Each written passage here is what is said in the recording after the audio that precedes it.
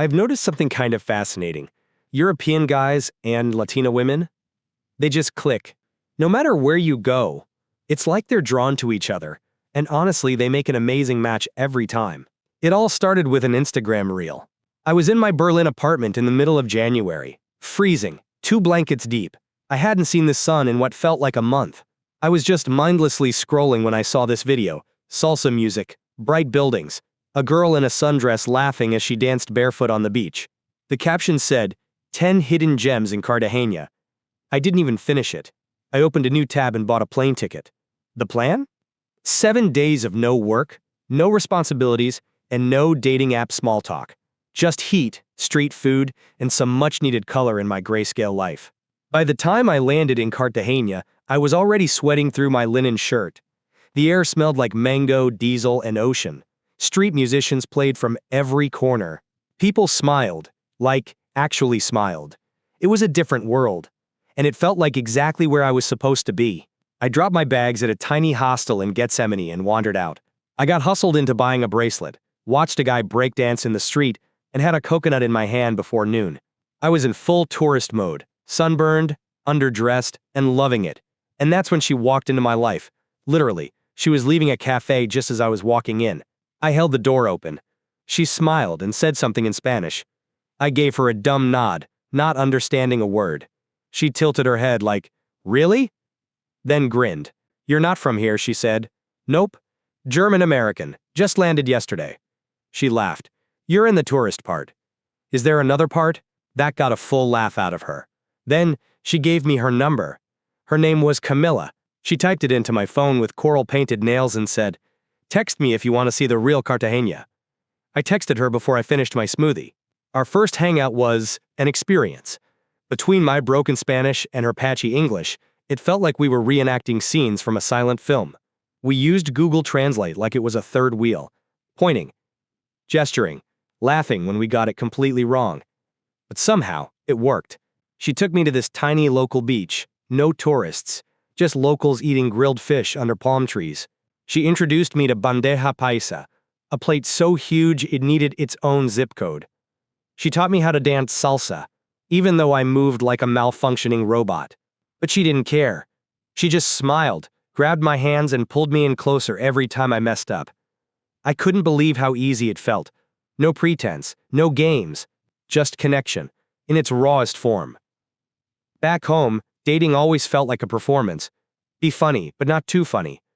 Be confident, but not cocky. Here, I was just me. And she made me feel like that was enough. I started noticing something. The way I looked at her wasn't how guys back home looked at women. I mean, Camilla was gorgeous, like sun in her eyes, fire in her spirit gorgeous, but she didn't act like someone who'd been told that 1,000 times. In her world, she was normal. Beautiful, sure, but not worshipped. But to me, she was a 9.5 with a laugh that hit me right in the chest, and I could tell she felt the same way about me. Back home, I'm a solid 7 on a good day. Here, I was different. I was the guy who listened, who asked questions, who didn't act like he was God's gift to the dance floor. I was educated, financially stable, and completely enamored with her. She respected me, admired me, and that's not something I was used to feeling in relationships. We came from different worlds, but we met in the middle, somewhere between the beach and the broken translations. We didn't talk about it much, but we both knew I was leaving soon. My trip was only 10 days. Time was running out. On our last night, we sat on the sand, the ocean dark and endless beside us. "I don't want to go," I said. She didn't say anything for a while. Then she looked at me and said, "Then don't, or come back," and it hit me. She wasn't asking for promises or grand gestures, just possibility. So I told her the truth. I'll come back. And in that moment, I meant it with everything I had. Falling in love on vacation is easy. It's like falling asleep in a hammock, effortless, dreamy, and slightly unrealistic. But coming back home? That's where the story gets real. Because once the beach fades, and your suitcase smells like sunscreen and regret, you're left wondering, was that just a fling? Or did I just meet the love of my life in a country where I barely speak the language? The plane ride back to Berlin was brutal. Not because of turbulence or a crying baby, though there was a guy behind me chewing gum like it owed him money, but because I couldn't stop replaying the last 10 days in my head. Her laugh. That one night we slow danced on the roof of my hostel. with no music playing, just the buzz of the city below us. Her voice, soft and warm, saying, "No te olvides de mí." Don't forget me. Like I could. I landed, and everything looked gray. And not just the sky, my life. I went from palm trees to deadlines in 24 hours. My inbox had 73 unread emails. My fridge had one sad yogurt. And I was suddenly very aware that the woman I was in love with lived an entire ocean away. But I wasn't ready to let it go. Not yet. The first week back, we texted nonstop.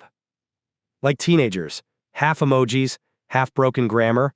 She'd send me voice notes of her walking to work, describing her day with this bouncy rhythm in her voice. I'd send her little video messages in the worst Spanish you've ever heard. We FaceTimed every night. Time zones? Didn't matter. I'd stay up until 2 a.m. just to hear her talk about how her mom made arepas that day, and how she thought of me when she saw a dog that looked like it had my eyebrows. Which, rude, but fair. It felt like we'd picked up right where we left off. But here's the thing no one tells you about long-distance love. Even when it's going well, there's this ache. A slow, constant hum in your chest. Like part of you is always somewhere else. 2 weeks in, things got complicated. I had deadlines, meetings, friends asking, "So, was she just a vacation thing?" I couldn't explain it to them without sounding like I'd lost my mind. But I knew it wasn't just the beach talking. There was something real there. Something grounding. The problem? We didn't know how to move forward. I mean, it's not like we could just meet up for coffee. Flights were expensive. My Spanish still sounded like it came from a cartoon parrot. And while she was super patient, there were moments where miscommunication would hit hard. Once, I texted her, "Estoy emocionado de verte pronto," thinking it meant, "I'm excited to see you soon." She thought I meant, "I'm turned on to see you soon." She replied with, "¿Qué tipo de videollamada es esta?" And I nearly choked on my tea. But the misunderstandings were part of the charm. We laughed a lot. That helped. One night I was up late, scrolling through flights, half thinking, half daydreaming, when I saw it, a round-trip ticket, Berlin to Cartagena, on sale. Impulse took over. I booked it before I could second-guess myself. I texted her a screenshot of the confirmation. She called me 2 seconds later, screaming, "Estás loco," followed by 5 heart emojis. I was going back. In 4 weeks. And just like that, the ache in my chest eased. But here's the thing. Once the ticket was booked, the fear crept in. What if it was different in person this time? What if the spark faded? What if real life made everything messier? Long-distance love is romantic in theory, but it comes with layers. Visa issues, language barriers, cultural differences. I didn't know what her expectations were. I didn't know what mine were. All I knew was that I missed her like crazy, and I was flying across the world to see if what we had could survive outside a vacation fantasy. And deep down, I wondered if she was thinking the same. The days leading up to the trip felt surreal. Every time I saw the calendar, my stomach flipped. I was excited. Yeah, but nervous too. I started practicing Spanish again, downloaded Duolingo, watched telenovelas with subtitles. My pronunciation still sounded like I was being attacked by bees, but I was trying. Camila sent me voice notes counting down the days, each one ending with, "Te extraño mucho." I miss you so much. And I did. More than I thought. I could miss someone I'd only known for 10 days. But something about us just worked. We were both out of place in our own worlds, but found comfort in each other's. She brought fire and feeling. I brought stability and bad dance moves. Together, it balanced out. The night before my flight, I didn't sleep. I packed, repacked, sat on the edge of my bed staring at my suitcase, like it held the future. I wasn't just visiting this time. I was testing something. Seeing if love, in its rawest, most unpredictable form, could stretch across continents and time zones and still make sense. You ever walk off a plane feeling like you're stepping into a dream you paused a month ago? That's what it felt like landing in Cartagena again. Same heat, same music, same salty breeze. Only this time, I wasn't just some tourist with a sunburn and a curiosity for empanadas. I was flying straight into the arms of a woman I'd barely known and somehow deeply missed. And that's where things started getting real. The second I cleared immigration, I was sweating through my t-shirt, clutching my backpack like it owed me money, and scanning the crowd for her. Then I saw her. She was standing there in a sunflower yellow dress that didn't ask for attention but got it anyway. She waved with both hands, grinning like she'd just won a prize. And I swear, the entire airport dimmed except for her. I dropped my bag and hugged her like I was trying to make up for every second we'd been apart. It was electric. Familiar. But also new. We weren't two strangers flirting on borrowed vacation time anymore. This was Act 2. The first few days were amazing. Like sliding back into a dream you'd been afraid to forget. She showed me new places, reintroduced me to her world. We stayed in a tiny Airbnb near the walled city, with a rooftop view and a shower that worked about 40% of the time. We laughed, kissed, danced, and ate like royalty on street food and smiles, but somewhere in between all the magic, reality quietly unpacked its bags. I noticed it when we tried to cook dinner together. Simple stuff. She asked me to grab ajo, and I thought she meant a raws. I handed her rice instead of garlic, and she just stared at me, like, bless your heart, you adorable, confused foreign man. We laughed it off. But the gap between our worlds was showing. Camilla lived with her family about 30 minutes from the city center. One day, she invited me over for lunch. Let me tell you something. Latin American moms don't mess around. Her mom eyed me like I was a stray dog sniffing around the backyard. Polite, but skeptical. Her dad barely spoke, just nodded, and kept refilling my plate. And I'm pretty sure her little brother took a photo of me when he thought I wasn't looking. Camilla tried to help. She'd translate here and there, but I could tell it wasn't just a language gap. It was a life gap. They lived different lives, tighter-knit, louder, more present. Meals lasted hours. Everyone talked over each other. I grew up with microwave dinners and texting people from the other room, and yet, I liked it. It was chaotic and raw and full of love. But it also made me question how I'd ever fit in it long term. A few days in, the spark between us got a little shaky. Not in a bad way. Just in a real way. One night, we were at this beach bar. A guy she knew from school came over and hugged her. Totally innocent. But I felt that little twinge. That irrational flicker of jealousy. Back home, I'm chill. Rational. But suddenly, I was this guy. Half a world away from everything I knew. Wondering where I stood. Later, I asked her about him. Calmly, but I definitely sounded like I was fishing for reassurance. She didn't get mad, but she looked hurt. You don't trust me? No, I do. I don't know how to do this, I said. This whole thing. Long distance. Cultural differences. All of it. She nodded slowly. Neither do I. But I want to try. And that right there, that moment, was more real than any sunset kiss or rooftop dance. Because trying, that's love too. After that, things settled into something quieter, more grounded. We cooked together again, this time laughing at every mix-up. We watched terrible Spanish soap operas with subtitles, and she'd pause to explain the drama like it was a sport. That's not his real baby, her sister knows. And the uncle? Total traitor. We took motorbike rides through the hills, ate late-night ice cream, got caught in a thunderstorm, and kissed under a store awning like a music video with no budget. And one morning, sitting on a stoop eating mango slices with lime and salt, she looked at me and said, "I'm glad you came back." I didn't say anything. I just nodded and squeezed her hand, knowing full well that leaving again would be even harder this time. When the last day came, it hit harder than before.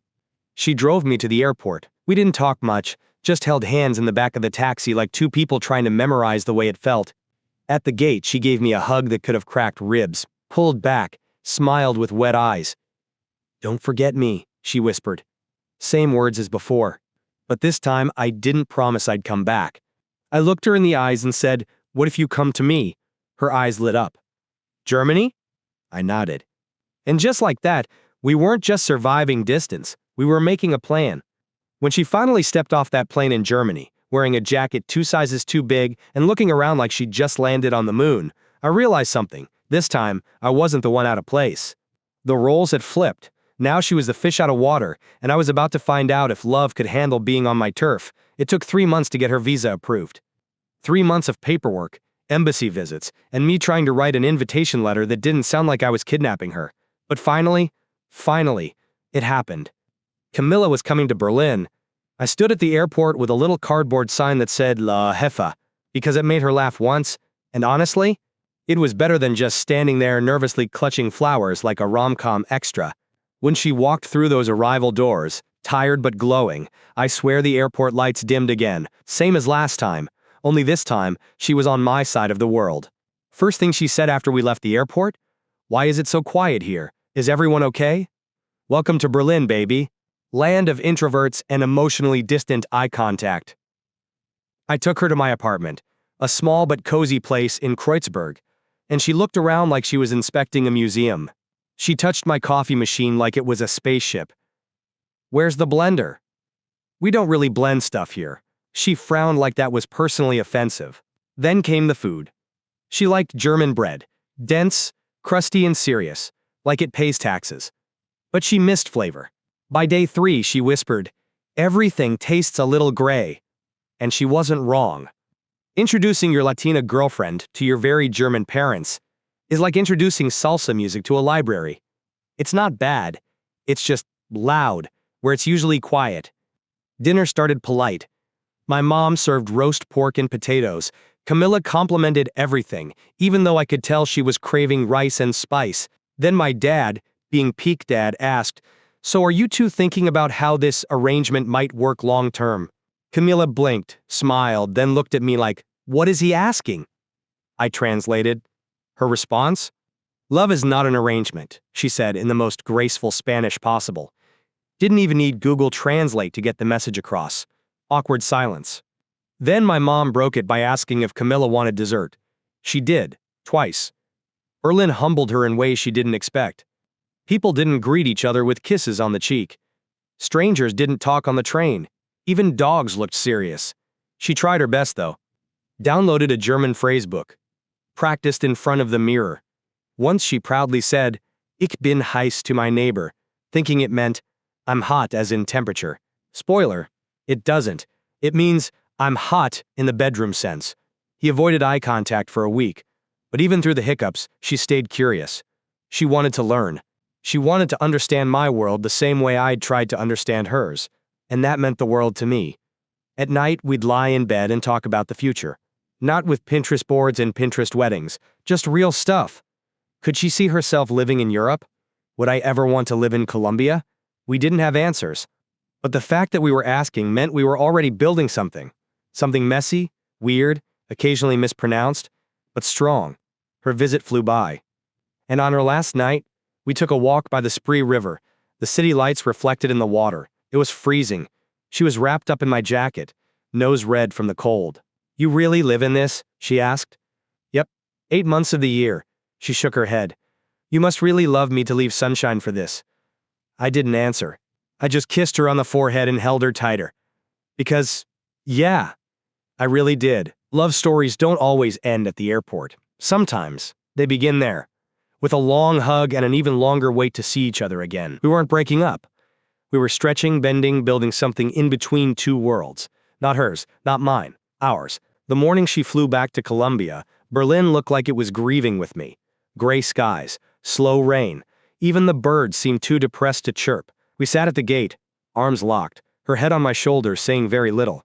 Not because we didn't have anything to say, just because saying it out loud made it feel too real. "You'll come back?" she asked quietly.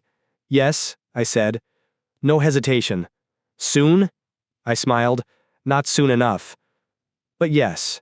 And with that, she boarded her plane, sunflower dress peeking out from under her coat, waving at me through the glass like a scene straight out of an indie movie. And just like that, I was alone again. The weeks that followed were weird. Not heartbreak, exactly, but something quieter. A low-grade ache, like a song playing too softly to sing along to, but loud enough to keep you from focusing on anything else. We texted constantly. Voice notes, late-night video calls. I learned how to say "te echo de menos" properly. She sent me a playlist of all her favorite songs. One of them had this lyric that hit me square in the chest. "Aunque estemos lejos, te siento cerca." Even though we're far, I feel you close. That one stayed with me. We started doing something we called dual days. Every Sunday, we'd spend a whole day. Her time, my time, doing the same things, apart. We'd both make coffee at the same hour, watch the same movie, cook the same meal. Then we'd call and compare notes. It helped. Made the distance feel less like an ocean and more like a long hallway. But eventually, we knew we needed more than FaceTime and recipes. We needed a plan. During one of our calls, I finally said it. I can't do this forever. Her face fell for half a second, until I added, I want a real life with you, not just trips and countdowns. A shared space, a place that's ours. Silence. Then she said, I've been thinking the same thing. It wasn't going to be easy. I couldn't just move to Colombia without a work permit. She couldn't stay in Germany long-term without one either. We were stuck in that bureaucratic limbo couples in movies somehow skip over. But we weren't in a movie. We were two real people, in real places, with real problems, and real love. So we decided to meet halfway. Literally, we found a country in Europe where she could study and I could work remotely. Not home for either of us, but a home we could make. Portugal. Warm, coastal, more forgiving with visas, and just foreign enough that both of us would be figuring it out together. We applied, took language classes, budgeted every euro. And when we finally got our approvals, we cried big, happy, messy tears over a call with bad Wi-Fi. It felt like we weren't just surviving the distance anymore. We were defeating it. Moving in with someone is scary. Moving in with someone from another continent, another culture, another rhythm of life? Terrifying. The first week in Lisbon, we argued about the dumbest stuff, toilet paper direction, why I don't refrigerate eggs, why she thinks cooking rice without a rice cooker is basically a war crime. But every night, we'd laugh about it. Because even in the mess, it was ours. We filled our tiny apartment with plants she named, and spices I couldn't pronounce. Mornings were for strong coffee and Spanglish jokes. Evenings were for cooking, dancing badly in the kitchen, and building a little life we never thought we'd get to live. Some days, I still think about how wild this all is. How a guy from Berlin met a girl from Cartagena over juice and Google Translate, and somehow they ended up building a life together in Portugal. It wasn't luck. It wasn't fate. It was work. Messy, beautiful, chaotic work. Love didn't just fall into our laps. We flew thousands of miles for it. We filled out forms, fumbled through languages, met skeptical families, and navigated cultural minefields. All because when we looked at each other, it felt like home. Not hers.